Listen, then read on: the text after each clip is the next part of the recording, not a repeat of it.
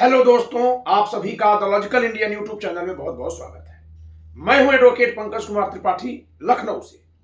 दोस्तों, बिहार में बहुत बड़े उलटफेर की सूचनाएं आ रही हैं, लेकिन ध्यान दीजिए कि ये सूचनाएं सोशल मीडिया के तमाम चैनलों को देखने से मिल रही हैं, जिसमें परस्पर विरोधाभासी दावे भी किए जा रहे हैं। लेकिन कई चैनल जो ये दिखा रहे हैं कि नीतीश कुमार कांग्रेस में विलय कर सकते हैं अपनी पार्टी का, तो उसका विश्लेषण करने के लिए मैं यह वीडियो प्रस्तुत कर रहा हूं कि नीतीश कुमार जी क्या सोचकर कांग्रेस में विलय कर सकते हैं और उनके कांग्रेस में विलय कर लेने से क्या क्या असर पड़ेगा। तो दोस्तों, इस चित्र में नीतीश कुमार जी, राहुल गांधी जी आपस में बात कर रहे हैं। बगल में प्रियंका गांधी जी खड़ी देख रही हैं। शायद इंडिया गठबंधन की या अन्य कहीं किसी समय की तस्वीर है। दोस्तों, पहले बिहार को समझते हैं। बिहार विधानसभा में इस समय 75 सीटों के साथ एक नंबर की पार्टी है आरजेडी। 74 सीटों के साथ दूसरे नंबर की पार्टी है भाजपा। 43 सीटों के साथ तीसरे नंबर की पार्टी है जेडीयू और 19 सीटों के साथ चौथे नंबर की पार्टी है कांग्रेस। अगर 43 सीटों वाली जेडीयू 19 सीटों वाली कांग्रेस से मिल जाए तो 62 सीटें हो जाएंगी और ये दोनों मिलकर के एक ऐसा तीसरा मोर्चा बना लेंगे। इसका मतलब मैं ये नहीं कह रहा हूं कि कांग्रेस आरजेडी से अलग होने जा रही है। अभी पहले नीतीश कुमार और कांग्रेस एक होते हैं तो क्या होता है। तो यदि नीतीश कुमार जी कांग्रेस में विलय कर लेते हैं तो कांग्रेस की सीटें बढ़कर हो जाएंगी 62 और जब इनकी सीटें 62 हो जाएंगी तो विधानसभा चुनाव तक आरजेडी के साथ जाने पर भी नीतीश कुमार मुख्यमंत्री पद के दावेदार के रूप में बने रहेंगे। अब बात उठेगी कि यदि चुनाव में जाते हैं तो क्या होगा। तो इस समय दोस्तों, अगर देश की राजनीति में देखा जाए तो इस समय राहुल गांधी यानी कांग्रेस का ग्राफ बहुत तेजी से बढ़ा है। उत्तर प्रदेश और बिहार में, जहां यह 1990 से ही गायब है, इसकी स्वीकार्यता बहुत तेजी से बढ़ रही है। ऐसे में यदि नीतीश कुमार कांग्रेस में शामिल होते हैं तो इन दोनों के मिल जाने से एक ऐसी ऊर्जा पैदा होगी जो एक लहर का रूप ले सकती है और बिहार में यह सबसे मजबूत राजनीतिक विकल्प हो जाएगा। ऐसा नीतीश कुमार क्यों करेंगे? आखिर अपनी पार्टी को कांग्रेस में क्यों शामिल करेंगे? कांग्रेस में इसलिए शामिल करेंगे क्योंकि कांग्रेस का बिहार में कोई चेहरा नहीं है और नीतीश कुमार जी बिहार की ही राजनीति कर रहे हैं।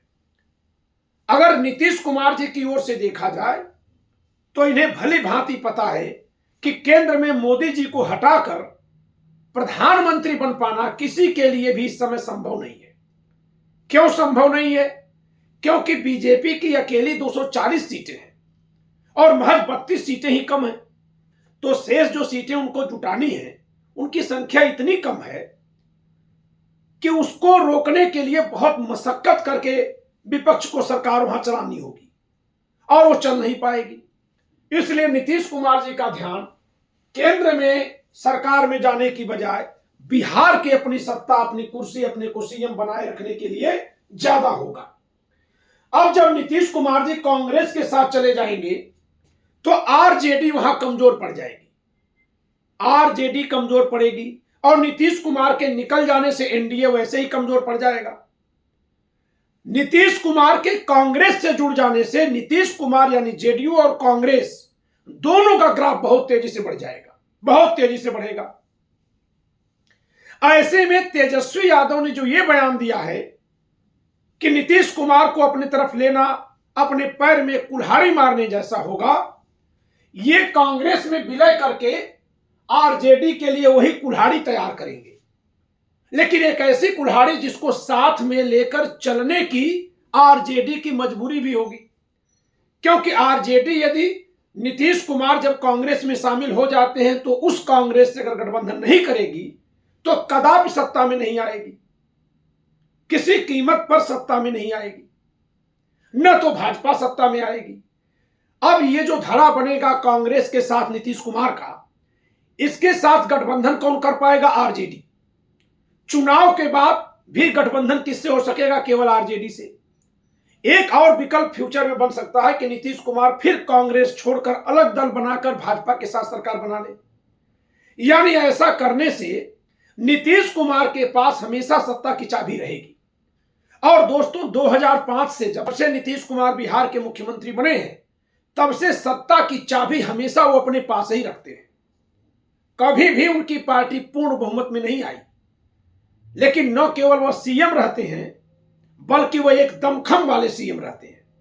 यहां तक कि 2014 के लोकसभा चुनाव में शर्तानुसार जब नरेंद्र मोदी जी चुनाव जीत गए और प्रधानमंत्री बन गए, तो इन्होंने अपने पद से इस्तीफा दिया, सीएम पद से इस्तीफा दिया।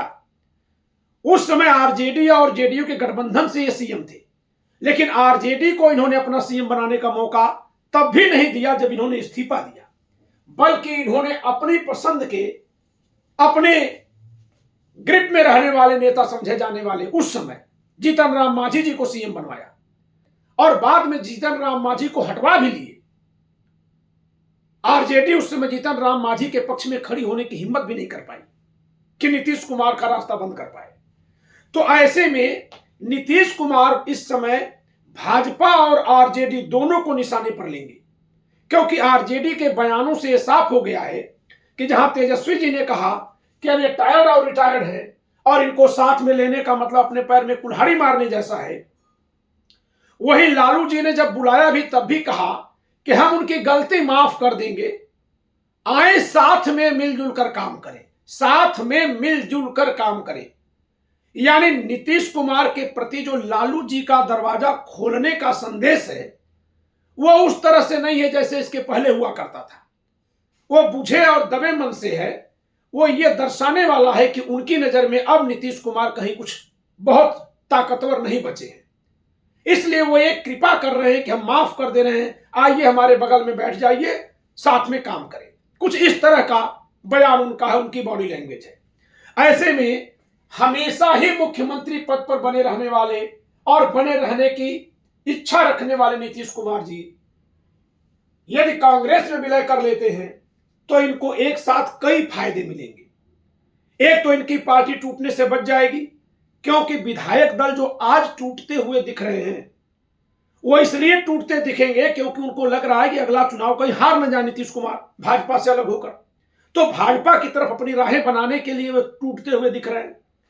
जैसे ही कांग्रेस में विलय की बात आएगी या कांग्रेस से गठबंधन की बात आ जाएगी, वैसे तो विलय की खबर है, तो जैसे ही कांग्रेस में विलय की बात आएगी वो सारे के सारे विधायक खुशी खुशी विलय कर लेंगे। क्यों? क्योंकि उनको ये पता है कि कांग्रेस का ग्राफ इस समय बढ़ा हुआ है और कांग्रेस के साथ जाते ही उनका फिर से विधायक चुना जाना लगभग निश्चित हो जाएगा। तो एक तो पार्टी टूटने से बचेगी, दूसरे इससे आरजेडी पर आश्रितता खत्म हो जाएगी, तीसरे बीजेपी को रोकने के लिए ये बहुत ताकतवर हो जाएंगे। तो मेरी समझ से नीतीश कुमार ऐसे विकल्प को सोच सकते हैं। इसमें केवल एक ही अड़चन है कि कोई भी नेता अपनी पार्टी को खत्म नहीं करना चाहता, क्योंकि पार्टी खत्म कर देने पर वह पार्टी के शीर्ष नेतृत्व से गवर्न होने लगता है। लेकिन यहीं पर इनको स्वायत्तता की बात उठेगी। कांग्रेस को अगर देखा जाए तो जिन राज्यों में इनकी सरकारें हैं भी, वहां भी शीर्ष नेतृत्व बहुत दखल नहीं देता। काश की दखल दिया होता तो मध्य प्रदेश और राजस्थान की स्थिति अलग होती।